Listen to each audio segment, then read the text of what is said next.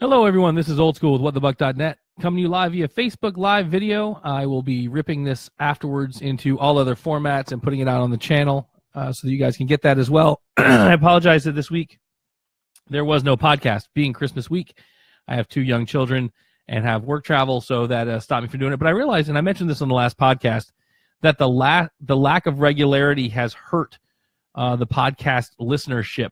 So I apologize to you guys, especially you folks who've been with us for over 12 years.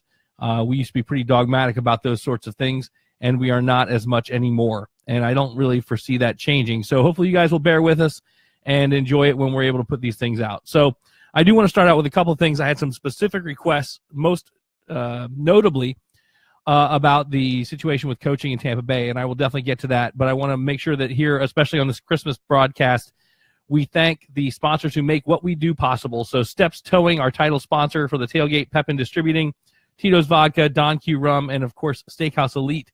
You guys are phenomenal. So big Merry Christmas, Happy Holidays to all of you, and thank you for helping us make some people's holidays better here in the Tampa Bay area. I also want to send out a reminder, this is the first Christmas for our friends, the Zellers, without their patriarch, Richard, who went by Stuck. So special shout out to the Zeller family, especially Austin and Haley as children. I don't know what that is like, but I know that you have a bunch of people who love you a lot, and so big shout out to you guys and love to your family. And I can't wait to see you guys next week. So, with all that being said, we've got a Carolina Panthers game today that many think will be no issue. For the Panthers are playing good football. We're not playing particularly good football. We've got injuries all over the place. We've got guys playing on this team who haven't had meaningful snaps. I saw an article this morning that McCoy and David are both going to do their best to play. You guys know that I'm not a lay-down guy. I believe that you play to win the games, to quote Coach Herm Edwards, but that doesn't mean you do stupid things. Gerald McCoy and Levante David are cornerstones of this team. In my opinion, there's no point to possibly damaging these guys in the rest of these games. I love their heart. I love that they want to play. And there's a difference between being hurt and being injured. So my hope is that the staff is intelligent, and guys who are either hurt or injured, rather, or could be, don't do anything stupid for this game. We are having essentially an extended training camp now. Our season is over and has been for weeks. We need to determine what's on the shelves in the pantry. Get guys in there to get time. Don't put people in there who don't know what the hell they're doing, but your job as a staff at this level is to make sure everyone knows what they're doing. So everyone should be eligible to play. Get them in there, get healthy guys in there, and see what you can do against the Carolina Panthers team, who's once again making a postseason run, something that we have not experienced in what seems like an eternity. Now, what do I expect out of today's game? I expect high effort. That's what we saw last week, and I hope it's competitive. That's really all we can hope for at this point in the season. I hope to see Jameis have another good week. I think Mike Evans could have a good week as well. I do want to see something out of Godwin. I think he has an opportunity to in our tight ends. Now, Olsen's back. The Panthers love to go to the tight end, but they also can run the ball very effectively. So this is going to be a hell of a test for this defense, which has shown some significant discipline issues throughout the season with regards to gap and run fit. So, hello everyone over in the chat room. I see Conley wants to see Joe Dirt play. He doesn't look like Joe Dirt anymore. It's funny how that name has stuck. He did get in, I think, for 4 snaps in the Atlanta game. He managed to be out of position in most of them. That doesn't mean I don't like him. I liked him in preseason for sure. But I do think that some of the concerns about his athleticism could be legit, but we'll see. You won't know until he gets the burn. So get him in there. Let's see what's going to go on. But this podcast, other than the questions that come across in the Facebook live chat, and thank you guys for taking time out of Christmas Eve day, by the way, to even come in here live. I didn't expect I'd have anyone watching the live stream, to be honest. I figured I would do this video and then drop it out. You see the ghost lights going on in the background still. And then I would drop it into YouTube and then rip the audio and put it in the podcast. But Merry Christmas to the crew as well. I can't believe I dropped them out. I apologize. That makes our entire thing happen. For those of you who don't know, crew and extended crew tally probably about 30 folks who make it happen. So big Merry Christmas and Happy Holidays to all of you guys. Let's talk about coaching. I have said this as long as anyone will listen. I don't think 2 years is sufficient at this level. Golly, putting off vacuuming. I see you've donned the dress quickly post marriage. I'm kidding. I don't support gender roles. Stop crying. Good God. But I've said from the beginning I don't think 2 years is sufficient. I have said that I don't like what Coach Cutter's done this year. I've said that I don't necessarily like his attitude this year, especially when tagged on with a losing record. That said, I think that most folks who get to this level in the NFL certainly know the game. And if you're going to have someone come in as a coach, you've got to give them more ramp than 2 years. You can't just get excited because they had a good first year and expect them to automatically have a magical second year. If you see things developing, if you see things advancing, then you have to give them that opportunity to continue to advance. Now, there are those who would, and I think successfully, potentially argue that the defense has regressed based on some personnel decisions. And Chris, you're probably right. It's probably not enough at any level. I think in high school, you could argue that 2 years is probably enough. Because you can see what they're doing with the kids. It's not like there's a free agency, though I guess with Florida rules now there sort of is. Chris will weigh in on that, I'm sure. But I don't disagree. I think 2 years is too narrow a window. Now, I tend to be slower unless there's something that's perverse. I'm a 5-year guy, generally speaking. But I can certainly see an argument with 3 with an option. So the first question we have to ask, if you want to know my opinion about the Gruden situation, is, do we fire Coach Cutter? If you believe that the answer to that is no, then this is a moot point, or a moo point, a cow's opinion, as some would say. If you believe that the answer to this question is yes, that we need to fire Coach Cutter, and it doesn't really matter what you believe the reason is, whether it's lack of productivity, whether it's lack of development of players, whether it's inability to innovate on offense, whether it's inability to get a defensive staff that can field a competitive defense, whether it's bad bets on guys like Jack Smith, who knows? There's a litany of reasons that it could be. If you decide that you believe we have to move forward from Coach Cutter and his staff, then the question really has bifurcated at this point. Pewter Report was once again first on the scene with the coaching rumors. Listen, no one can take anything away from Pewter Report. They've been doing this longer than anybody. Scott and his team are, in my opinion, the most talented group reporting on the Buccaneers. That doesn't mean we always agree, which is fine. That's the essence of any of this stuff. And do I think that some of that stuff is convenient to talk about coaching? Yeah, I do. I do. Anytime there's any sort of question,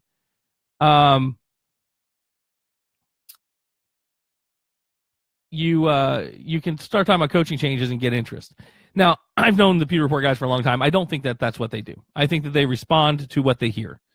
And the nice part about them is that they hear people that are well connected. Now, John Gruden has been a rumor for years. John Gruden has always been a rumor. John Gruden is that elusive other person that you always want. And what's funny is the further away from the game he gets, the more attractive he becomes as an option. Now, you are either in the Gruden camp or you're in the other camp. And I know that my good friend Chris is in the Josh McDaniels camp. There are certainly other coaches out there who have done enough as coordinators or at another level to have earned an opportunity to coach in the NFL. But the first thing we have to talk about is the Gruden, and that's what I had a direct request. Earl Harris brings up a good point, too, that we'll talk about the Glazers' decisions on hiring coaches, and that's something we've talked about before, and we'll talk about during this podcast as well, or this video. The specific question was what I thought about hiring John Gruden. I loved John Gruden when he was here.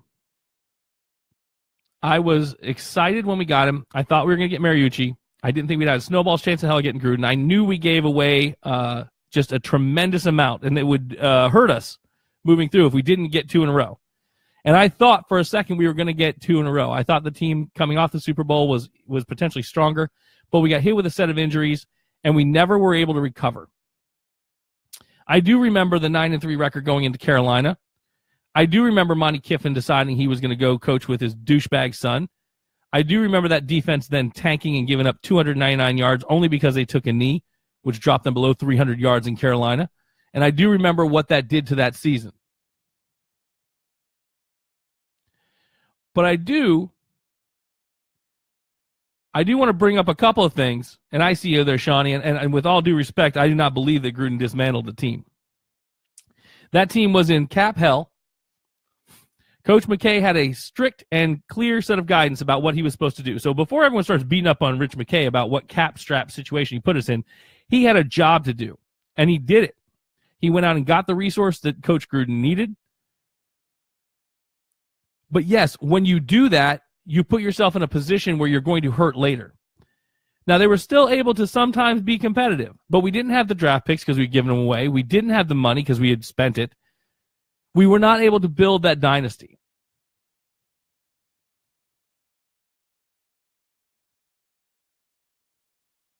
I don't doubt for an instant that Coach Gruden knows an immense amount of football.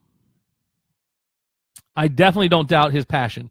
And I told you guys the fun story this training camp when I got a chance to talk to John, and somehow he remembered me, and it was fun, and as a fan, I was giddy.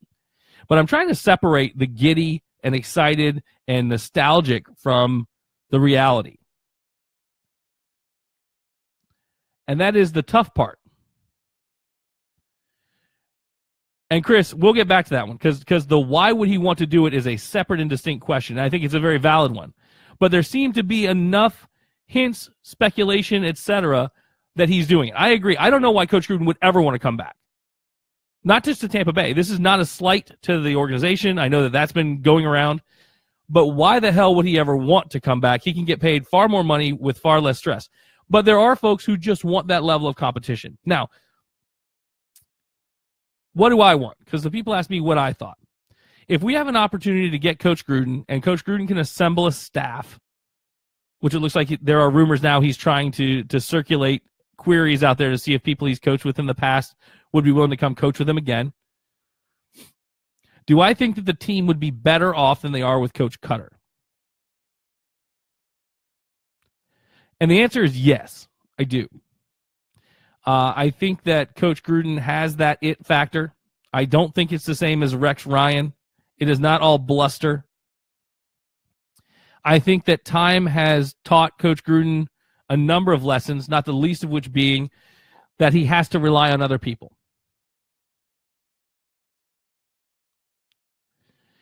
So, if we have decided, and when I say we, I mean the royal we, almost literally with their ownership of Manchester United. That's not true. That's not royalty. But it's soccer royalty, I guess. If we have decided that we are moving on from Coach Cutter and the Cutter regime, while I do believe that to be early, then I think the best possible outcome would be Coach Gruden if he can get a staff that he's happy with and that looks good. Because I already think that at this point, irrespective, if we stuck with Coach Cutter, I think we're doing at least a 50% staff turnover. There's no way that I think you keep Hayes and Hop. There's no possible way. Monken stays. I think that Monken takes over more play calling responsibility. That's not because I think Monken's a good play caller. None of us know what kind of play caller he is. Everyone's getting all giddy about Coach Monken and how great he looks. Guess what? That's what we said about Cutter before. The guy who doesn't have the responsibility always looks better because he gets to say what he wants and not have to prove anything. That's not to say that Coach Monken couldn't prove it. It is to say when you see a guy like Andy Reid give up play calling responsibilities to allow himself to focus more on the head coach responsibilities,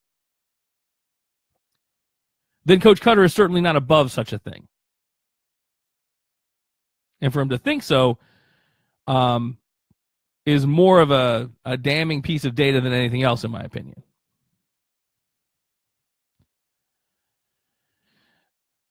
Now, I see the comment in there, and I'm sorry, the comments don't scroll as well in here as they do elsewhere. I see Dan Chain wants his old defense back. I understand that. Everyone wants the defense back. We have invested in the offense. Now, the nice part to that is you can win with offense.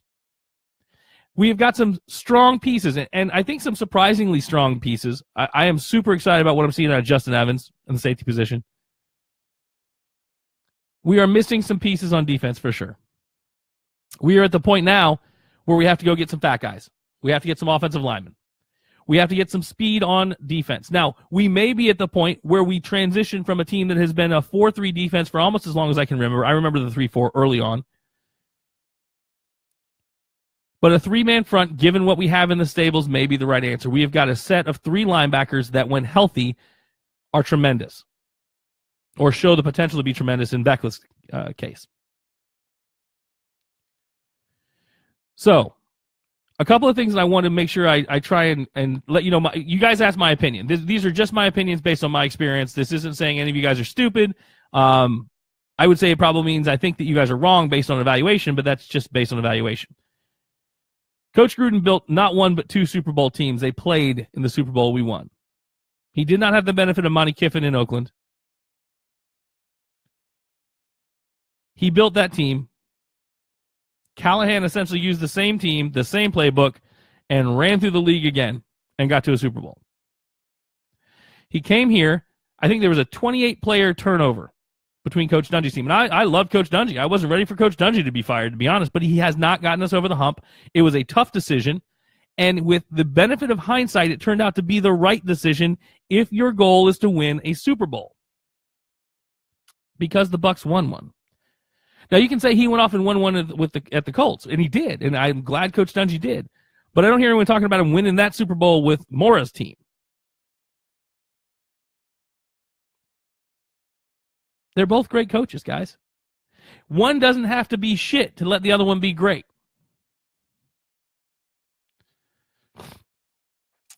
Now, when you look at the other things, a lot of people say, well, yeah, Gruden had Coach Kiffin and a great staff. He did. But he had assembled one in Oakland, too.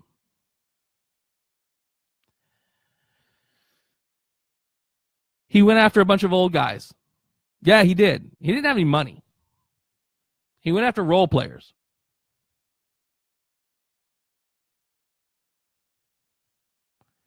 I see Nikki in there brings up a good point about being afraid to ruin his legacy, right? And that's a really valid point. And it goes back to Chris's point earlier.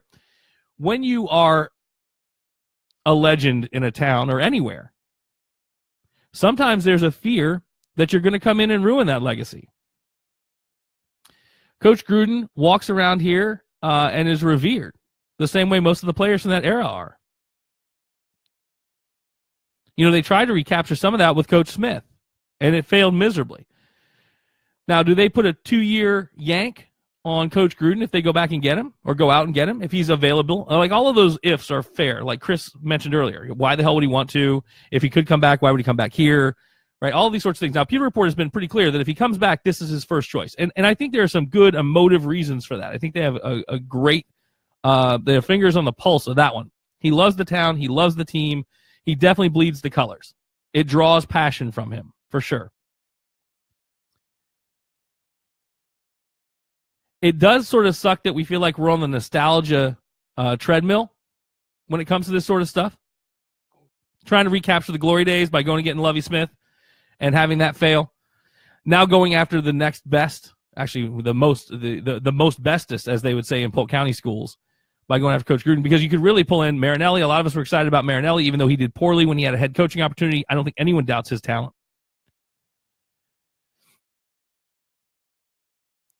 You know, you see other guys out in the league that it's almost like you could imagine a Ron Burgundy-esque assemble moment, and hopefully coaches would come back. While we have, I think, a far more talented quarterback and receiving core than when Coach Gruden came here before, we are in the middle of a running back fiasco. I think given what happened last week, Doug Martin is done, and whether you like Doug or not, that means that we're left with Charles Sims, Peyton Barber, and others. I don't think Peyton Barber is the second coming of anyone, but I think he's a talented enough back. Michael Pittman was a serviceable back. Peyton Barber has to learn how to pick up blitzes. He doesn't do that well. Charles Sims can't run the ball particularly well. He catches the ball, but not well enough to be a receiver. We don't have a lot of Play-Doh at running back, but luckily you can go get Play-Doh. You can go get running backs. You can get them as free agents. You can get them in the draft. You can get them all over the place.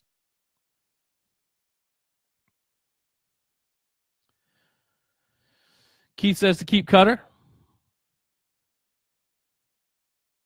A good question from Rafe. Do we think that Joe Gibbs ruined his legacy in D.C.? And there are other examples like this where you know, coaches that were just absolute legends have come back and not done particularly well. And it didn't seem to sully their legacy too badly.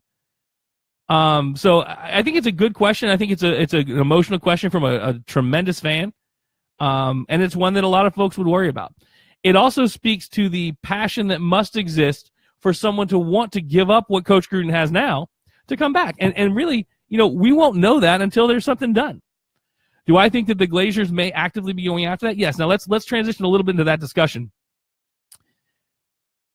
If you are a hiring manager anywhere, and you go out and you hire people over, say, a 10-year period of time, or let's say 15, and you constantly hire the wrong people for whatever reason. They don't have the talent, they don't have the charisma, they don't have the knowledge, they don't have the passion, they don't have the work ethic, any of these things. And so you're constantly having to recycle people you hire. If you're still allowed to be the hiring manager, there's a problem. Now, where we have a real issue here is that is the ownership. No one gets to trump them. They own the team. And we can be mad about that, and some of you are actively mad about that. But unless you want to go assemble a group of billionaires and buy the team from them, that anger is just a waste of energy, guys. It's theirs. That's like someone coming over into your yard and telling you to tear out the plants you planted and put in some other trees. Go pound sand. It's your yard. There's no homeowners association equivalent in the NFL that can tell the Glazers to stop hiring shitty coaches. And to be honest, I don't even agree that there's a concept of shitty coaches at this level. Raheem Morris is still doing really well elsewhere. He just wasn't ready to be a head coach. It was a bad decision. They rolled the dice and lost. You may not have liked Lovie Smith, but he was exactly the coach he was when they hired him, when they fired him. Ask Chicago about that. They've got another version of him in John Fox.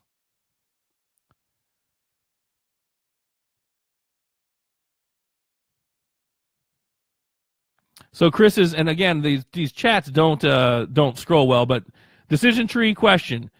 Do we want to replace our current coach? That's where we started, right? Who can we get? And then there's a secondary tree that Chris is talking about in the chat room. Even if you think that you're going to keep Coach Cutter, if there's someone better out there, a shiny new penny, do you want to upgrade? And I think that's a dangerous one, but it's a good point. It isn't just a split tree. If you admit that the second one is real, if you admit that even with a coach that you want to keep, if there's a shiny new penny out there that you want to go get, that you'll fire your head coach, I think you are fucked. It's a valid scenario, Chris, and I'm glad you brought it up because I hadn't really thought much about it, even though in sort of conversation at sports bars, we talk about it all the time. If that's your leadership model, I think you are wrong when it comes to the top position. Now, I definitely agree with upgrading across the board. But at some level, you can't be willing to change the captain of the ship just because there's someone's grass looks greener.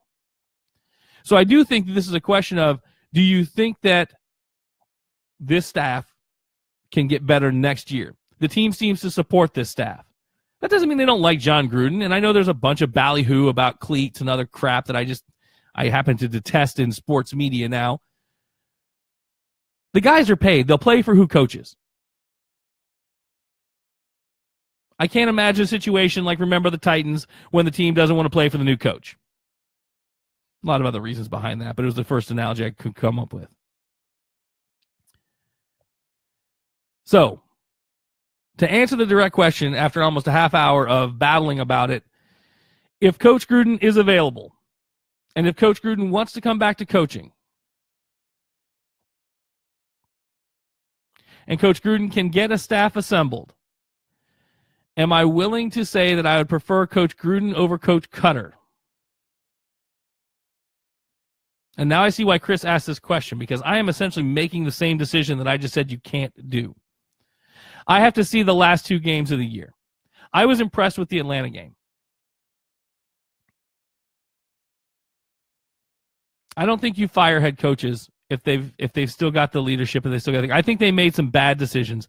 I think they made bad bets on both lines, and that hurt this team dramatically throughout the year, with the inability to get pressure and the inability to protect anyone or produce running lanes. I think they went out and got the wrong free agents, and that concerns me. I don't like the Deshaun Jackson thing after the fact. We talked about some of the risks coming in. He's an incredibly uniquely talented player. We did not know how to use him. That may not be his fault at all, right? I don't like that he talks to the media, but that happens. Same thing with Swaggy. He's exactly who we thought he was. If we didn't think we could leverage that kind of talent, then why go get him?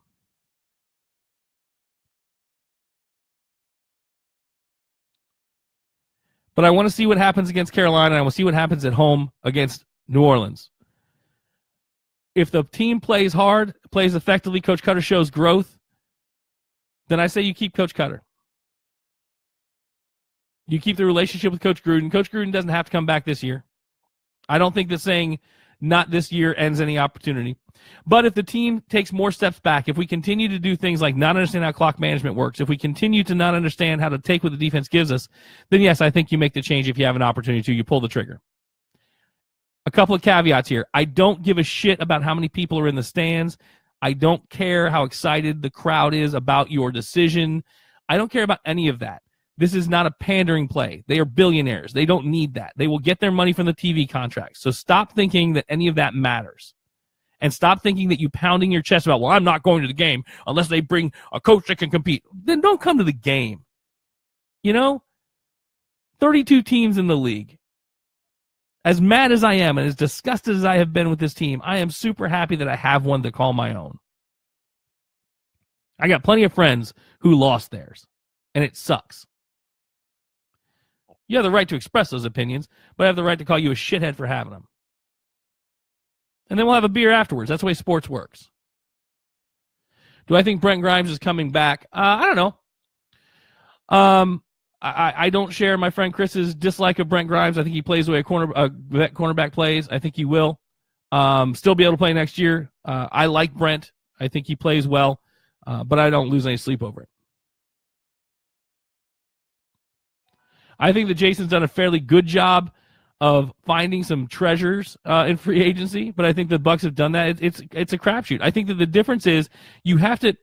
A lot of times people go after the big names because they think that's going to bring them what they need. I think a lot of times instead of having a bunch of people everybody knows, you have to have a bunch of people who know each other. And I know this is going to sound homerish as hell, and I think Ali Marpet's going to grow into an incredible center, but I think he's an incredible guard too.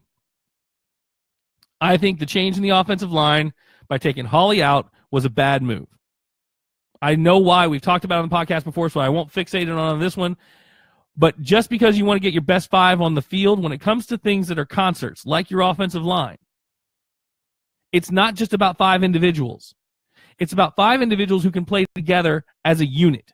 This unit they assembled never played together as a unit. And I know that that was the dream, and I know that that was the hope. It never materialized. I know that my friends from Real Bucks Talk were doing good cut-ups on Donovan Smith, who's continued to improve in the last couple of weeks. He's got the raw material. You got to figure out why he's not able to put it together for 16 games. You know whose job that is? It's the coach's job, Coach Warhop. He has consistently not been able to do that with the offensive line, and I know those guys love him, and I know that they play hard for him, and I know that he knows a lot of football, but he's not getting the job done here. You need pressure from the front four or the front three. Well, you got to pick your pantry. We don't know whether they were forced to bet on Jack Smith and Noah Spence, but they sure as hell didn't do much to get anything else. The technique they use on the line is terrible. There's no way that I think Jay Hayes stays. No way.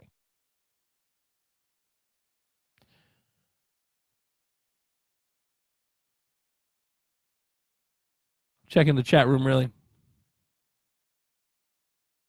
Yeah, the light in the background is a little creepy. I'm not going to lie to you. It is.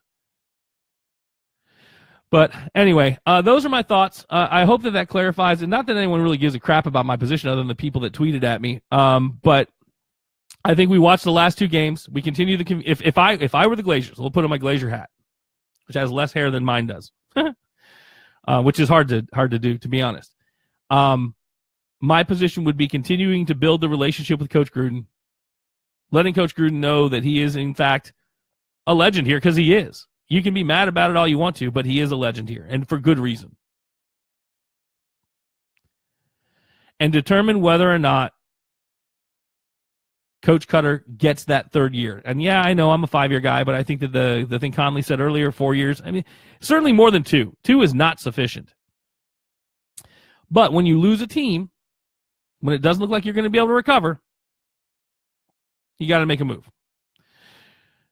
I don't think that Gruden is in that position where he has to go somewhere this year. I don't think that's the case. But that's just a guess, man. That is complete and pure speculation. I think that if you showed him the respect to say, listen, John, well, if we decide to make a change, The most important change we would make would be to give you the shot back if you wanted to be here, your family. I don't think, before anyone asks, whether he might be the right guy for director of football operations. I don't think you can coexist with John Gruden on the staff. Soprano in the chat room says they need a John Lynch-type safety that strikes fear into the hearts of receivers. The game has changed, guys. I love that kind of football. This game is not that. And you've seen the same thing with Cam Chancellor, even though they use the hawk tackle technique, which is phenomenal, and hats off to that coaching staff. You cannot play the game that way anymore. If you play the game that way, you'll amass 200 yards in penalties and get people suspended. I know that people want to go back to it.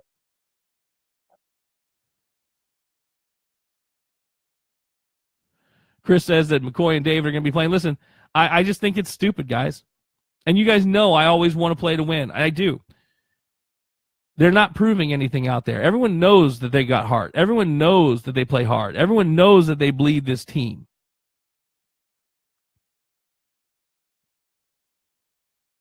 There's no way I want to see either of those guys get injured in a way that hurts them for next season.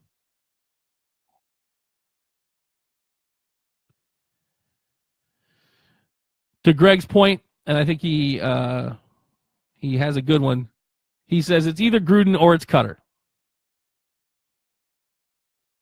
And I hope that there is a caveat that says it doesn't have to be Gruden yet. If Cutter can continue to show that he's working this team moving forward, if they can learn from mistakes that they've made in advance. But anyway, that's my spiel. I appreciate you guys tuning in. I will rip this out, put it out as a podcast. I wish you all a Merry Christmas, Happy Holidays if you're Jewish, belated Happy Hanukkah, joyous Kwanzaa, all of the other things that make this season spectacular. I do wish we could all, as human beings, be a little bit more like we are now throughout the year. I try to do that, but I fail. Love all you guys out there that come to the tailgates and the crew and all of you guys that listen to this podcast. Hope to see you at our final home game versus New Orleans. The beneficiary of the New Orleans tailgate will be Alliance for Independence, a group out of Lakeland, Florida that helps mentally and physically disabled adults continue with vocational training and, in fact, in some cases, residential opportunities. It's an amazing organization I was introduced to, or we were introduced to, Cheryl, who heads our charitable foundation, What the Buck Really Matters, through my friend Bart Ross, who is on the board. We love those guys and what they do. So your net proceeds from that tailgate will be going to Alliance for Independence. And for everyone who was very kind on Twitter about the shout-outs we got on ESPN, to Shawnecia, who I think was fundamentally responsible for that happening with her tweet and her willingness to tweet anyone, which is just baller as hell. That was really, really cool to have those guys over there. I'm sorry they weren't able to spend more time, and I'm certainly most sorry, Shawnee, that you did not get a chance to take a picture. I told you that day. They were moving pretty fast. So apologies for that for sure. But it was great that they came out to the organization and some more folks know about the great things you guys do. So have a Merry Christmas. I hope you all have a great day, evening tonight with Santa, and a great day tomorrow. And we will see you guys in a week. Go Bucks.